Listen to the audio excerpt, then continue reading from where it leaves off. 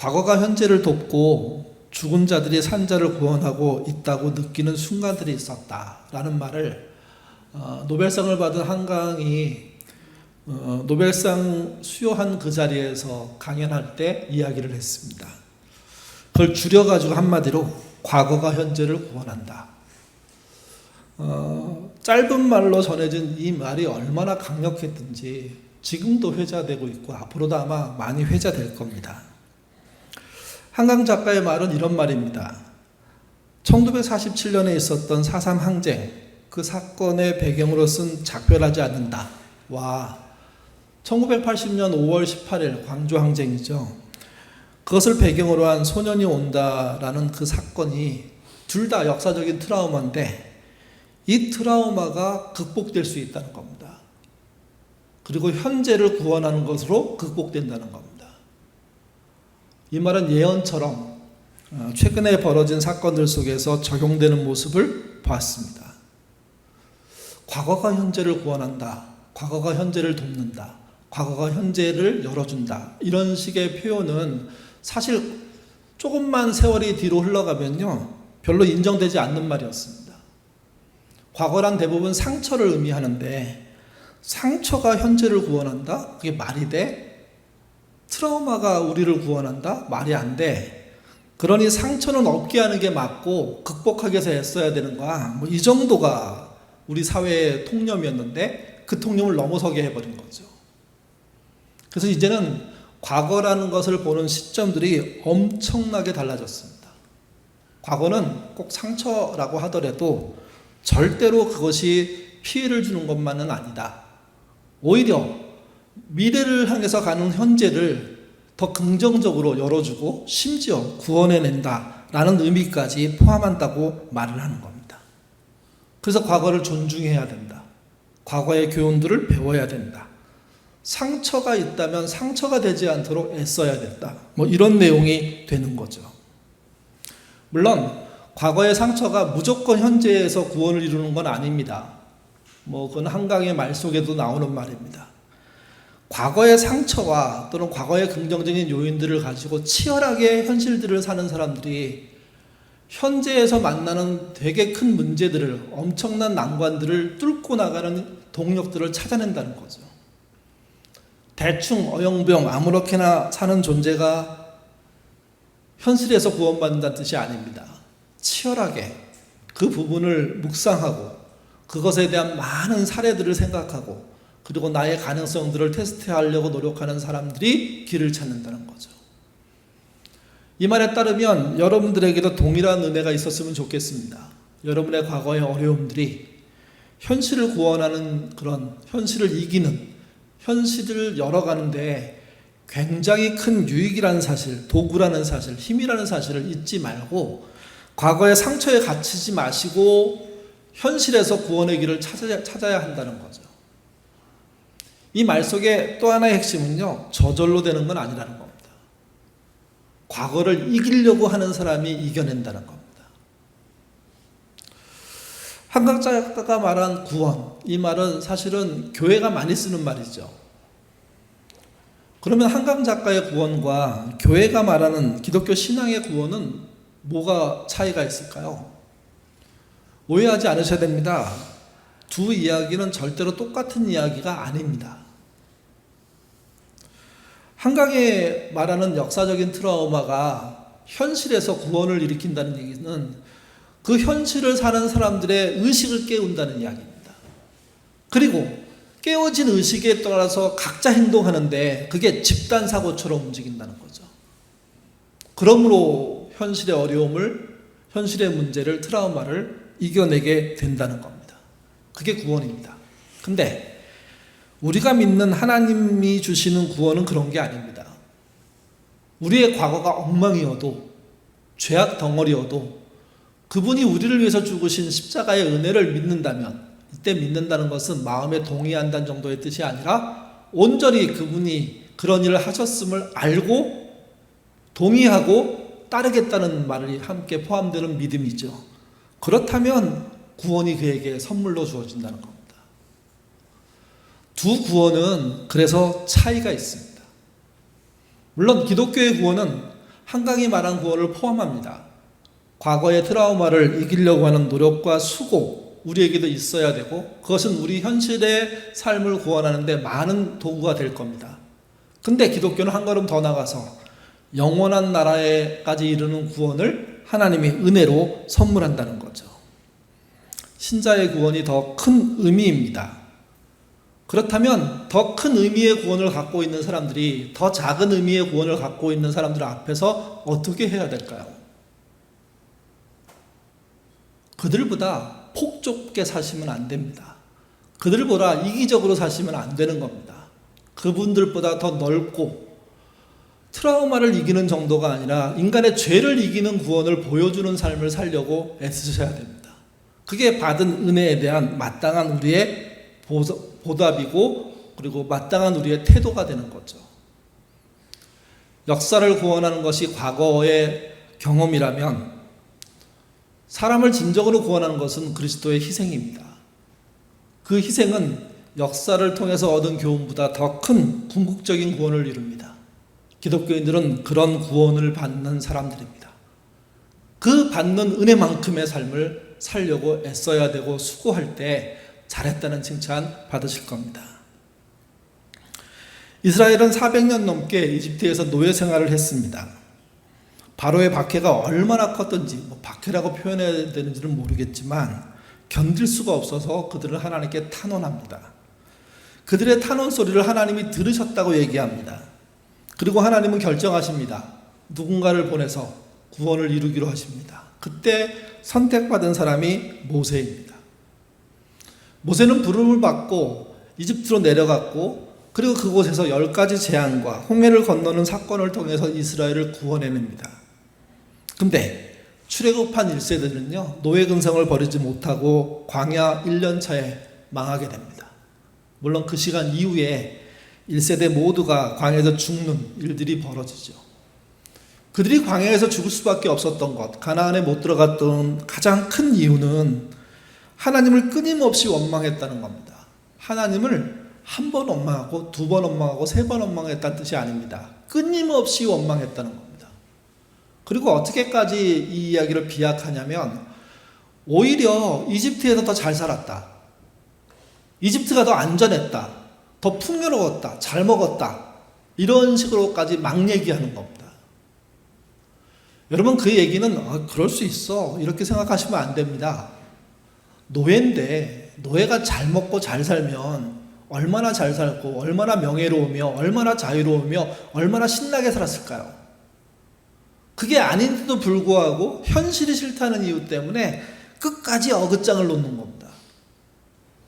하나님은 수없이 경고하고 노예 근성을 버리고 돌아오라고 여러 가지 메시지를 주었음에도 불구하고 그들은요, 과거로 가고 싶었습니다. 출애굽한 이스라엘 사람들의 과거는 그들의 현실을 구원해내지 못했습니다. 그들은 모두 광야에서 죽게 되죠. 그래서 여러분, 모든 과거가 모든 현재를 구원하는 거 아닙니다. 그 과거를 치열하게 싸워서 이기려고 하는 자가 현재의 어떤 사건을 통해서 그 현재의 어려움을 이기게 되는 겁니다. 그러니 과거가 현재를 구원했다는 말을 아무렇게나 쓰는 것, 그게 오히려 함정에 빠지는 겁니다. 과거가 현재를 구원한 사람들은 그 삶의 내용이 있다는 사실을 잊지 마십시오. 기독교 입장에서 뭘 갖고 싸워야 하느냐? 상처를 갖고 싸워야 되고 죄를 갖고 싸워야 됩니다. 그리고 그것을 완벽하게 이겼다는 뜻이 아니라 이기기 위해서 치열하게 싸움을 하고 사고하고 노력하는 그 결과가 현재의 트라우마를 이기는 결론으로 다다르게 된다는 거죠. 광야 사건은요, 그래서 일종의 실패입니다. 물론 오늘 본문 여호수아 쪽으로 가면 이제 광야가 끝나고 다시 가나안 시대가 열리죠. 모세가 그렇게 들어가고 싶어 했던 가나안, 그는 못 들어가지만 모세의 후손인 여호수아의 리더십을 따라서 이스라엘 백성들이 가나안에 들어가게 됩니다. 근데 여호수아서의 여러 가지 특징 중에 한 가지가 뭐냐면 출애굽을 반복하는 겁니다.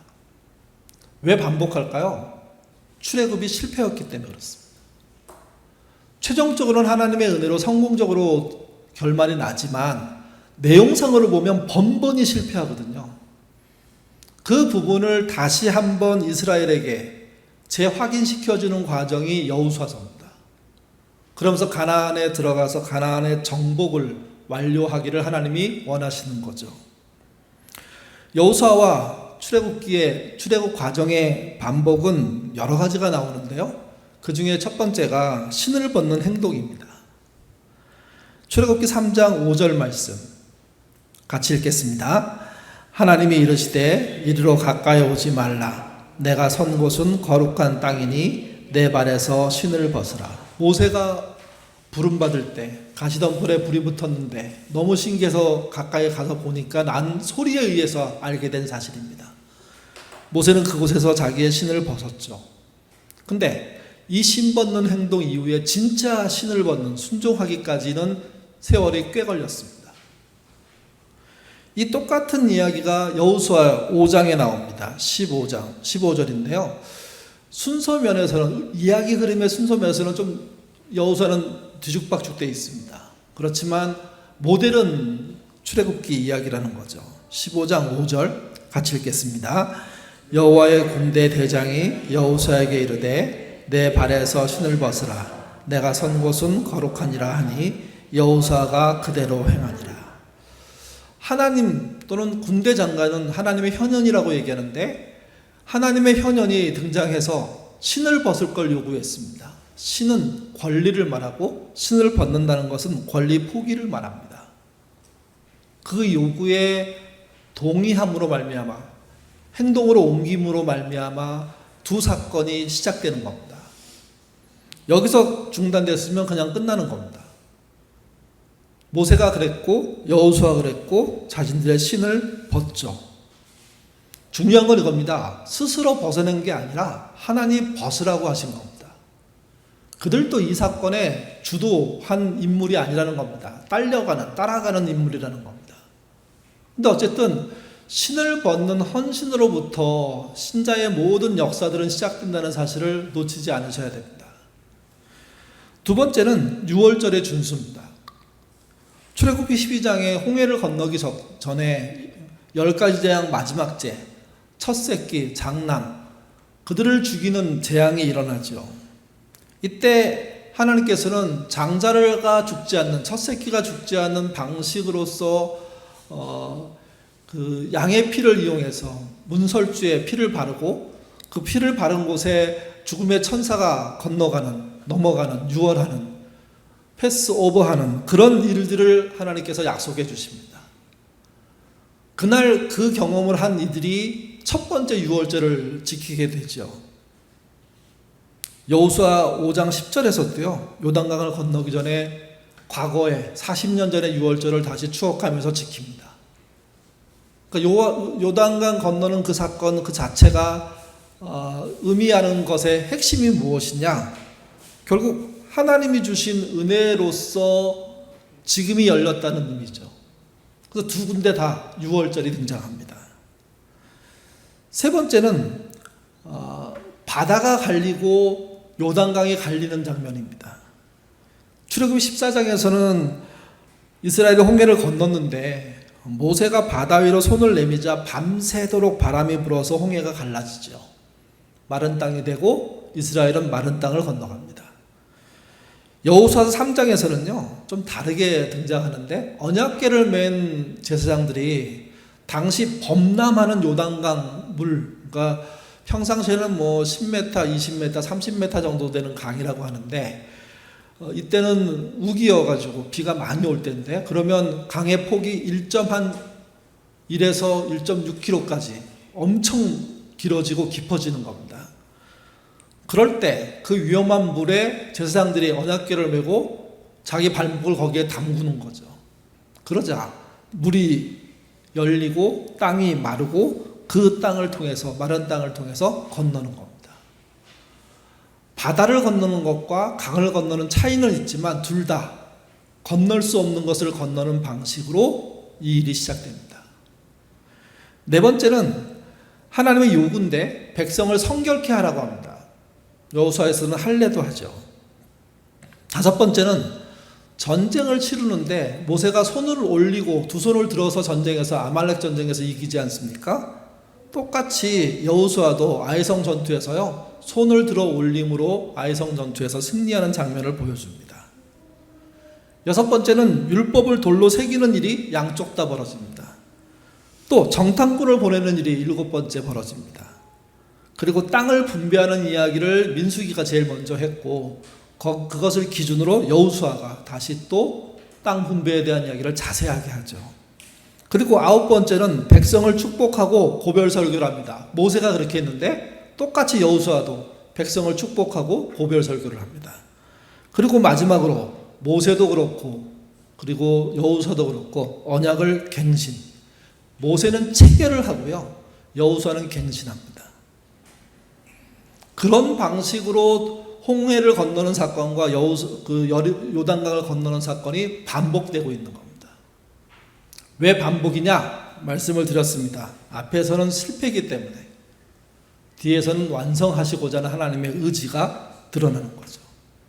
오늘 본문은요, 그런 이야기 중에 요단강 도하 사건입니다. 그 사건이 어떻게 벌어졌는지 한번 같이 보시죠. 여호수아서 1장 10절에서 11절입니다. 읽겠습니다. 이에 여호수아가 그 백성의 관리들에게 명령하여 이르되 진중에 두루 다니며 그 백성에게 명령하여 이르기를 양식을 준비하라. 사흘 안에 너희가 이 요단을 건너 너희의 하나님 여호와께서 너희에게 주사 차지하게 하신 땅을 차지하기 위하여 들어갈 것임이나 하라. 하나님은 여호수아에게 사흘 후에 요단을 도하에서 가나안 정복을 시작할 것이다 하는 말씀을 주십니다. 근데 이 말씀은 여기서 이렇게 끝나지 않습니다. 다음 사건으로 이어갑니다. 이 다음 사건의 내용이 이 도하 사건에서는 중요한 사건입니다. 이집트의 노예로 살았던 그들은 원망하고 분열해서 사실은 결국 하나님 앞에서 큰 징벌을 받음으로 광야에서 출애굽 1세대가 다 죽지 않습니까? 그것을 하나님은 아셨고, 그래서 사전에 가나안에 들어가는 이스라엘은 동일한 실패를 하지 않도록 많은 이야기를 해놓은 게 분명합니다. 그리고 그 사건 중에 하나가 땅의 분배를 통해서 이미 할 어떤 영역들을 만들어 놓으셨습니다. 그 영역들을 차지하는 방식에 대해서 하나님이 이제 자세하게 이렇게 추진하시는 겁니다. 그러니까 이제 강을 건너가는데, 강을 건너가기 전 땅을 차지한 사람들이 실제 있었던 거죠. 그리고 그것은 모세 때 하나님을 통해서 이미 허락된 지파가 있었고, 또 그 강을 건너기 전에 그 이야기들은 확인을 하게 됩니다. 같이 보시죠. 여호수아서 1장 12절에서 13절입니다. 읽겠습니다.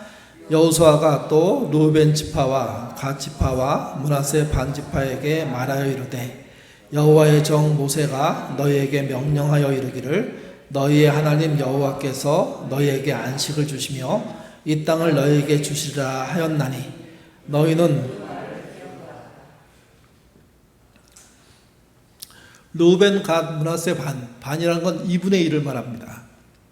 그 지파에게 사전에 민수기 32장에서 너희는 요단강의 동편을 차지할 거다, 해 뜨는 쪽을 차지할 거다 라고 말을 했고, 그들은 거기 정착할 것을 알고 있었습니다. 근데 문제는 뭐냐면 거기 정착하고 그들이 두 지파 반이 서쪽으로 건너가서 정복전쟁을 함께 해주지 않으면, 그러면 민족적인 갈등은 생길 수밖에 없습니다. 그래서 모세가 사전에 너희는 서쪽에 들어가서 전쟁에 참여해야 된다고 얘기했고, 여호수아는 그것을 확인한 겁니다.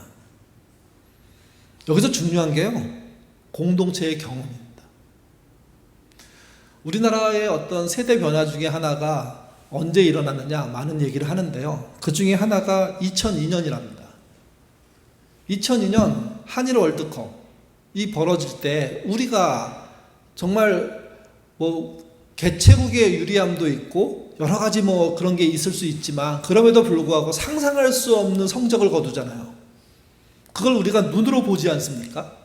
그러니까 하나하나 차근차근 올라가는데 그 장면 하나하나가 기적이고요. 대단했습니다. 근데 이게 우리나라 국민 전체가 한꺼번에 체험한 공동의 체험이라는 겁니다. 그러니까 우리나라라는 국가가 외국과의 경쟁을 해서 이렇게 신나게 이겨본 경험이 없어요. 어른들은요, 당황했습니다. 그리고 어색했습니다. 우리가 이런 나라가 됐다고? 대단하네? 그러면서 비판들이 나오죠. 에이, 실력이 아니야. 뭐 개최국이니까 뭐 어떻게 갖고 된 거야 하는 자조적인 이야기들 막 나오지만 그럼에도 불구하고 어른들은 놀랐는데요. 애들, 당시 어린 사람들은요, 우리나라는 나라 자체가 처음부터 국제사회에서 대단히 경쟁력이 있고 실력 있는 나라로 그냥 보여버린 겁니다. 한 번에. 그러니까 그 아이들이 갖고 있는 세계인을 대하는 태도와 어른들이 갖고 있는 세계인을 대하는 태도는 완전히 다릅니다. 우리는 12년 내내 죽도록 영어를 배워도 외국인 만나면 쩔쩔매는데 우리의 아이들은요, 그렇지 않습니다. 영어를 못해도 가서 그냥 한국말로 해도 다 통합니다.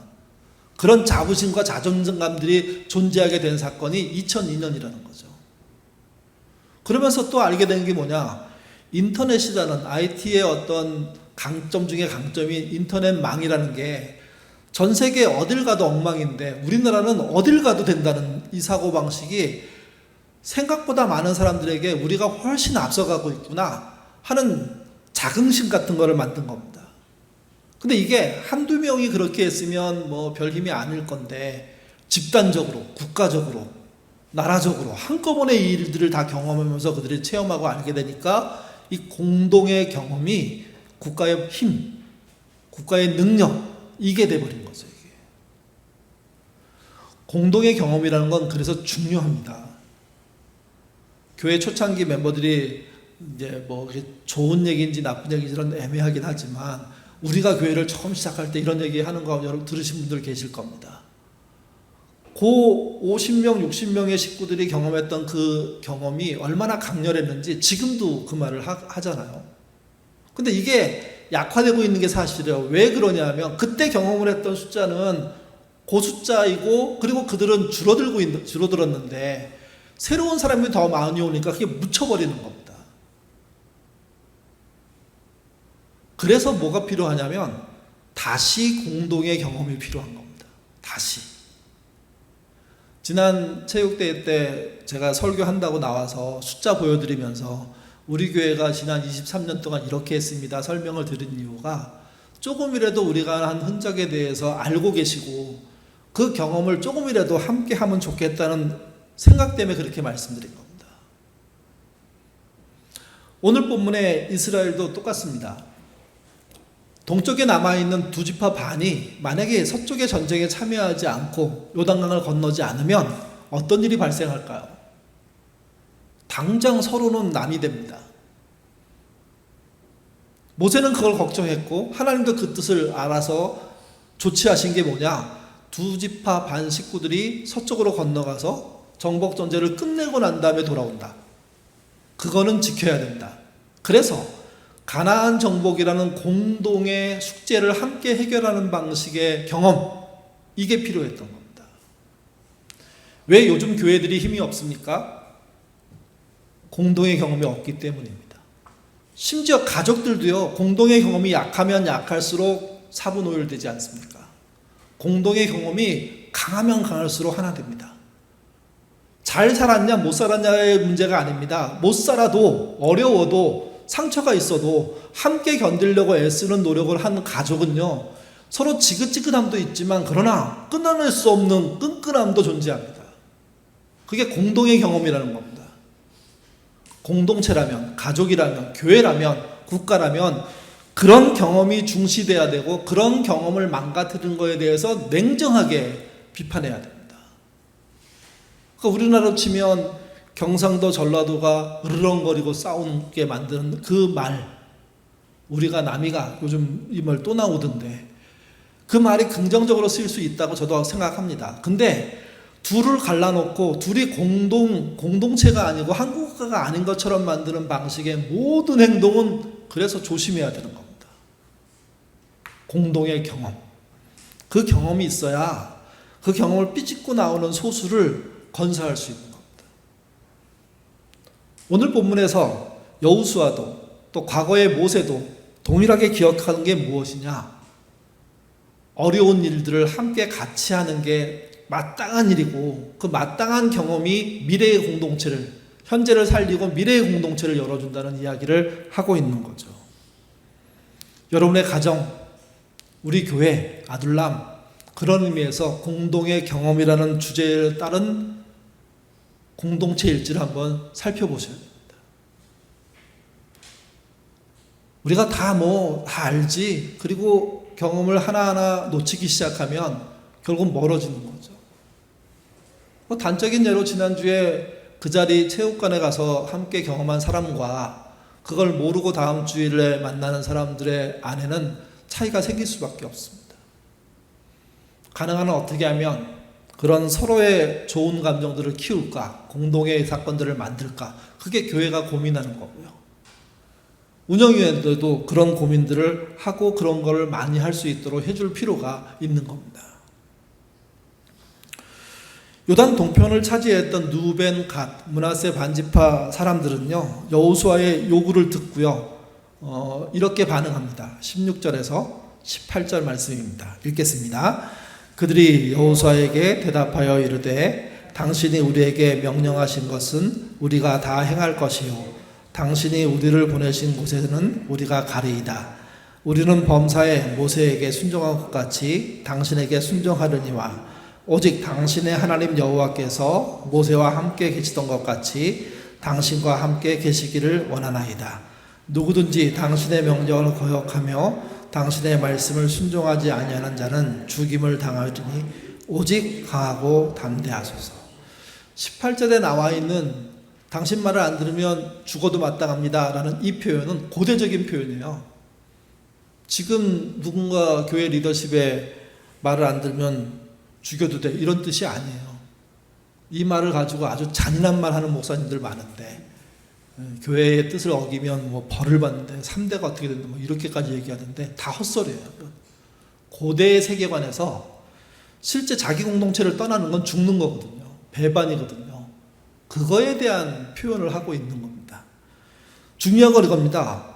므낫세 갓 그리고 르우벤 지파, 므낫세 반지파, 그들은 모두 다 모세가 했던 그 말, 여호수아가 하고 있는 이 말을 지키겠다고 동의합니다.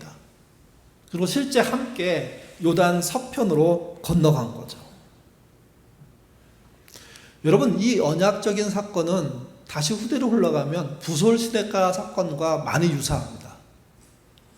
아말렉과 전쟁에서 자기의 가족들을 전부 납치당한 이스라엘 사람들이 시글라스에서 아말렉을 추적하기 시작하죠. 그리고 어렵게 따라가다가 부솔 시내가에 도착하게 되는데 그때 3분의 2의 병력이 나고합니다. 그리고 3분의 1의 병력이 추적해서 결국은 가족들을 다 찾아와요. 승리하고. 그러면서 전리품의 분배에 대한 갈등이 생겨요.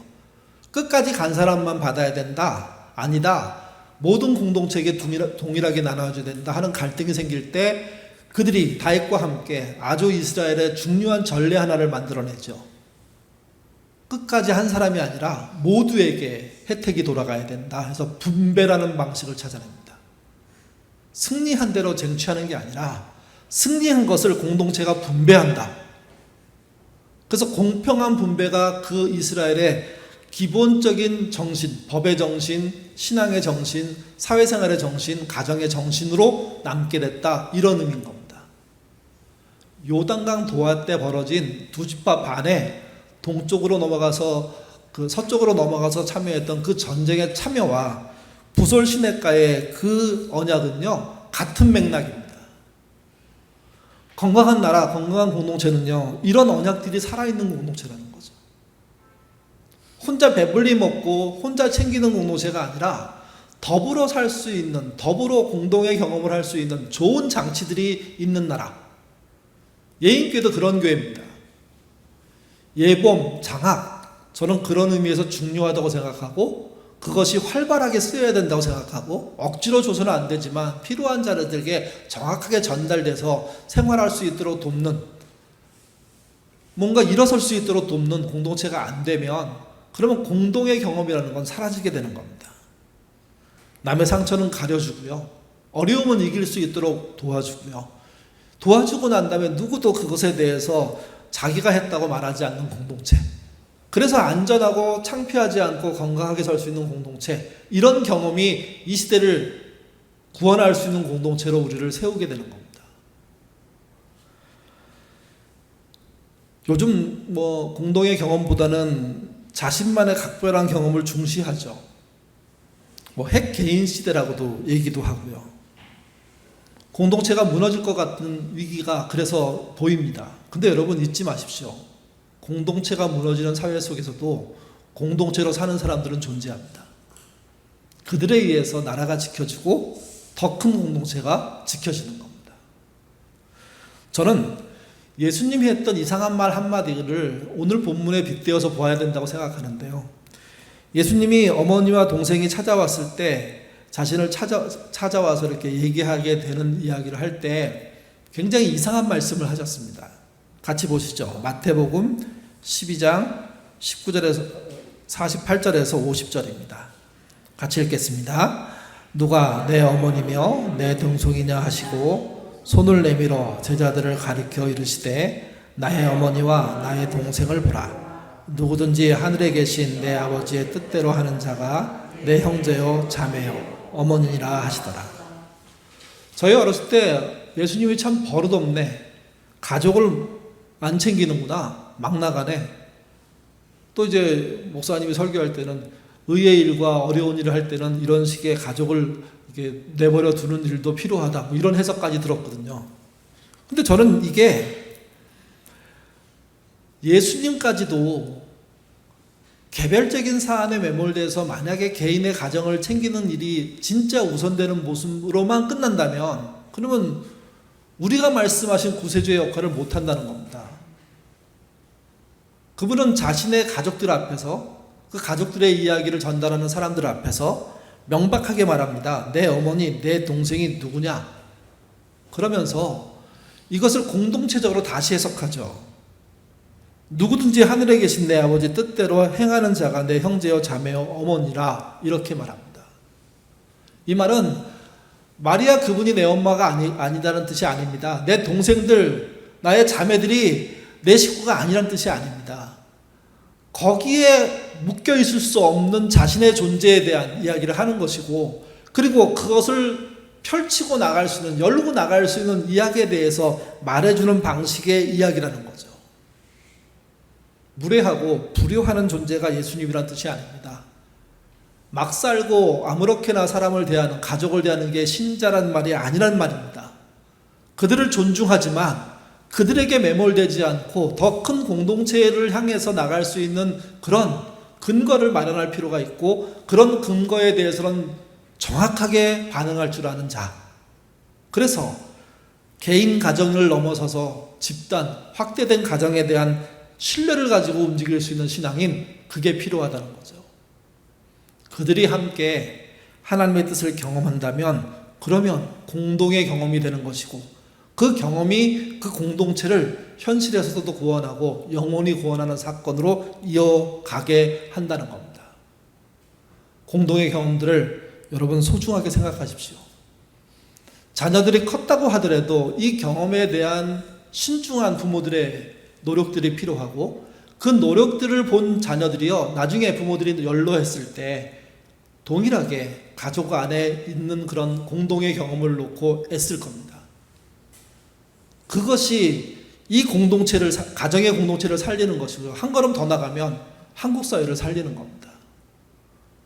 무조건 새로운 세대에게 모든 걸 열어주는 공동체가 아니라 갖고 있는 공동의 유산들을 제대로 발전시키는, 그래서 개인화되면서도 불구하고 공동의 의식을 갖고 있는 공동체로 나아가는, 아버지의 세대보다, 할아버지의 세대보다는 훨씬 더 개인화되겠지만 그러나 여전히 공동체를 소중하게 생각하고 국가를 소중하게 생각하고 그곳에서 자신의 역할들을 함께 쓰기 위해서 할 줄 아는 신앙인들이 돼야 된다는 겁니다. 요단강 도하 사건에서 중요한 것 중에 한 가지는 12지파 모두가 약속에 따랐다는 것이고, 특별히 갑자기 유리해진 입장에 있는 므낫세, 그리고 갓, 르우벤, 그 지파, 2분의 1 지파 그 사람들이 약속을 지켰다는 거죠. 그리고 그들은 가나안 전투가 끝나고 난 다음에 고향으로 돌아갑니다. 명예로운 일이고 공동체를 살리는 일입니다. 우리도 그런 공동체를 동일한 공동의 경험 방식으로 세워야 됩니다. 앞으로도 교회가 공동체의 경험을 만들기 위해서 노력할 겁니다. 함께 참여해 주시고 그 공동체의 경험들을 통해서 예인교회 함께하는 가족의 의식들이 생겼으면 좋겠고, 그것을 통해서 복음이 전해지는 그런 예인교회 되기를 주님의 이름으로 부탁드립니다. 기도하겠습니다. 핵개인 시대에 우리가 삽니다. 그래서 개인적인 삶이 중시되고 있습니다. 결국 이타적인 삶에 대해서는 냉랭하게 될 것이 예상됩니다. 그러나 교회 공동체만은 세상의 방식대로 가지 않도록 하나님 인도하여 주옵소서. 개인을 존중하는 것, 개인의 일상과 성격, 취미, 삶을 소중히 여기는 것, 마땅히 그렇게 해야 됩니다. 그러나 교회 공동체, 가족 공동체, 국가 공동체에 대한 생각 또한 제대로 잘 가질 수 있도록 하나님 인도하여 주옵소서. 특별히 공동체의 경험이 중요합니다. 이 사회에 살고 있는 모든 사람들이 공동체적인 좋은 경험들을 많이 경험하게 하셔서 이 땅에 사는 것이 즐겁고 행복할 수 있도록 인도하여 주옵소서. 항상 북유럽이 행복한 나라로 순위에 꼽히는데 우리도 그런 나라의 대열에 들어갈 수 있도록 도와주시고, 그러나 그런 나라가 되는 것이 오직 개인의 행복만을 추구하는 나라가 아니라 공동체적인 안정과 경험을 통한 함께 할 줄 아는 나라로 가는 것 또한 그 기름을 우리가 보여주는 나라 되도록 인도하여 주옵소서. 이번 위기들을 저희가 넘기면서 누가 대통령 되느냐, 이것도 매우 중요한 일이지만, 그러나 앞으로의 우리나라가 어떤 나라가 될 것이냐, 이것이 중요함을 잊지 않게 하시고, 이 나라의 모든 남북 동서의 그런 모든 국민들이 함께 긍정적인 경험들, 나아지는 경험들, 행복한 경험들을 하는 나라 되도록 도와주옵소서. 오늘도 이 밤에 이곳에 나와서 기도하려고 모인 가정마다 좋은 공동의 경험을 경험하는 은혜가 있게 하시고, 또 유튜브 앞에 예배드리는 동일한 우리 가족들에게도 그런 은혜가 넘치도록 인도하여 주옵소서. 마지막으로 예인교회 그런 교회 되기를 원합니다. 개별적으로 성공하고 성장해야 되겠지만, 그러나 공동체의 유산이 많은, 경험이 넓은, 그래서 서로가 가족이 되는 그런 예인교회 되도록 인도하여 주옵소서. 감사하며 예수님 이름으로 기도드립니다. 아멘.